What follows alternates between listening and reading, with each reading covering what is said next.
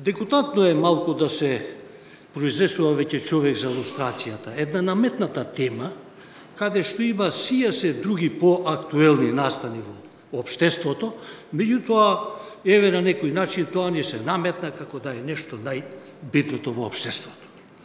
Од една страна. Од друга страна, ние имаме една паралелна вистина.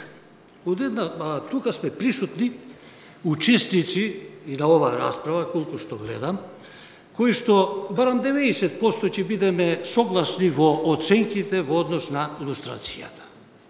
Од друга пак страна го немаме другиот партнер, тој што одлучува и тој што не ќе да не слушне, а доколку пак не слушне, однапред ќе не осуди. Но тоа е што е. Процесот добива крајно штетни, би рекол, крајно штетно влијание и има тенденција да нанесува трајна штета на општествениот развој. Димензиите се во смисла на ѓаволот е однесе шегата. Вчера бев јас лустриран, денес си ти, а утре како да бидеме сите. Ми личи процесот на една таква тенденција. Како да застане, како да се спречи ова зло? Една идеја и потреба на едно време и во едни услови видно и битно се измести и содржи опасност за упад и за рушење на системот.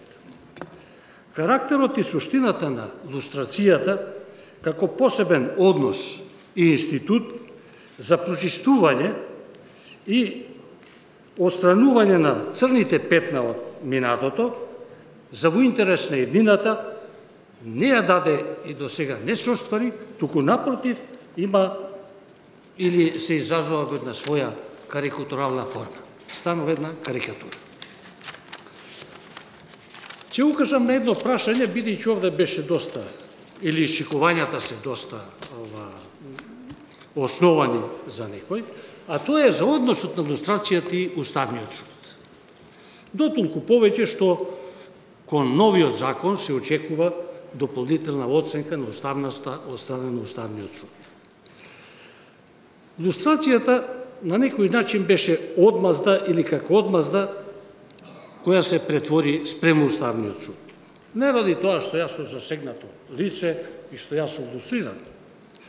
Меѓутоа, ако вие гледате до кај стаса и како се ситуира сега Уставниот суд, што може да се констатира? Може да се констатира дека претходните години, ако годишно, по 50 до 60 закони, односно нивни одредби, беа предмет на оценка и беа интервентни, проследени со интервентни одлуки, укинувачки и поништувачки, што имаме денес?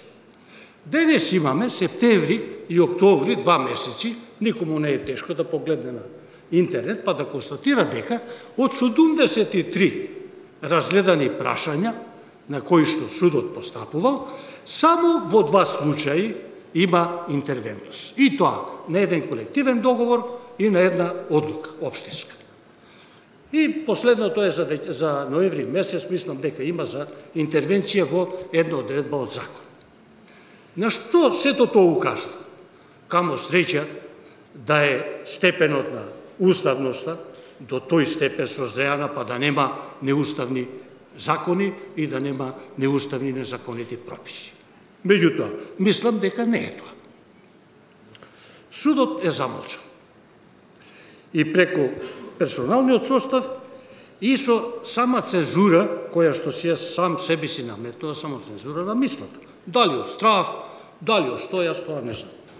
Лекцијата како да е научена. Се острани председателот, се доведе и Уставниот суд во таква позиција. Имаме полн процес на враќање на одредби кои што биле укинати или поништени. И тоа во сија се закони. Пресудени работи, за кои што законодавецот ама апсолутно не спее да замисли да врати одредба укината, поништена со аргументи, да ја врати во системот. Тоа е сега како најредовен начин. враќање на такви закони, на такви одредби, да не ги редам. Основниот е лустрација. И тоа не по еден пат, веќе по трети, четврти пат. Ќе се најде во незгодна состојба и самиот Уставен суд, односно и општеството. Кога еве сега престои по кој пат трета оценка на уставноста на одредбите. И тоа во претходните две, каде што беше многу помал степенот на рушење на Уставот. Со сегашниот закон се оди во многу поголем степен на рушење на Уставот. Меѓутоа, луѓето ќе бидат ставени на оценка. Дури на некој начин може да се свати и моето произнесување како притисок на тие луѓе таму. Не би сакал така да биде. Меѓутоа, еве колку време пројде од веќе поднесената иницијатива за прашање кое што нема потреба да се проучува. Прашање проучено на два пати, прашање проучувано и констатирано сите елементи на кршење на уставноста. Сега овие мои колеги претходни ќе се најдат во небрано ако интервенират, што е сосем очекувано и каде што не би требало да има никаква дилема, ако интервенират, ќе бидат ставени на столбот дека еве не го исполнивте условот заради кој ве поставивте. Ако не интервенират, тешко на општеството со таков суд и уште повеќе не е тоа судот, дека во прашањето кое го прашање односот кон уставно-правниот поредок.